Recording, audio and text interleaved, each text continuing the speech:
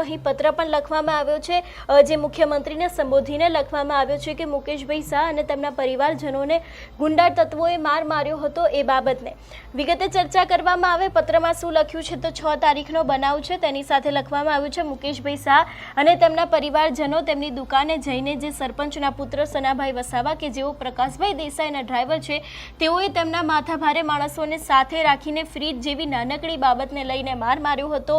આ બાદ પીઆઈને જાણ કરવામાં આવી હતી ને પીઆઈ દ્વારા 5 થી 6 કલાક ફરિયાદીને પોલીસ સ્ટેશનમાં બેસાડી રાખ્યા પછી સામાન્ય ફરિયાદ નોંધી હતી। પ્રકાશભાઈ દેસાઈના દબાણને કારણે પોલીસ કાયદેસરની કાર્યવાહી કરતી નથી તેવો સીધો જ આક્ષેપ છે તે મનસુખ વસાવા દ્વારા પોલીસ ઉપર પણ લગાવવામાં આવ્યો છે કે જે ભાજપના નેતા છે। એટલે અહીં એવું પણ કહેવામાં આવ્યું છે કે જે પ્રકાશ દેસાઈનું દબાણ છે એના કારણે પોલીસ કાયદેસરની કાર્યવાહી કરતી નથી એવો પણ ક્યાંક સીધો જ આક્ષેપ છે તે મનસુખ વસાવા દ્વારા લગાવવામાં આવ્યો છે।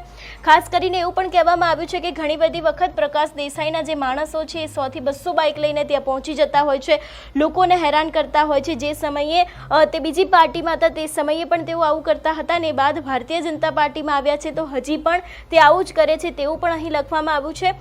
ખાસ કરીને એવું પણ લખવામાં આવ્યું છે કે પોલીસ પણ આ લોકોની આગળ વામણી પડે છે એ વાત જો લખવામાં આવે। અહીં ભારતીય જનતા પાર્ટીને લઈને પણ લખવામાં આવ્યું છે। ખાસ કરીને જે મારવામાં આવ્યો હતો એ વાતની ઝઘડિયાના ધારાસભ્ય રીતેશ વસાવાને પણ જાણ કરી હતી વેપારીઓએ, પરંતુ તે પણ મદદરૂપ થયા નહોતા। એટલા માટે થઈને જે ડ્રાઈવર દ્વારા મારવામાં આવ્યો છે ડ્રાઈવરની સામે હવે ક્યાંક કાયદેસરની કાર્યવાહી થાય અને તેની સાથે પોલીસ ફરિયાદ પણ થાય તેવી વિગતો મનસુખ વસાવા દ્વારા આપવામાં આવી છે। ખાસ કરીને મુખ્યમંત્રીને સંબોધીને પત્ર લખવામાં આવ્યું છે, ધારાસભ્યની વાત કરવામાં આવી છે, ભારતીય જનતા પાર્ટીના નેતાની પણ વાત કરવામાં આવી છે।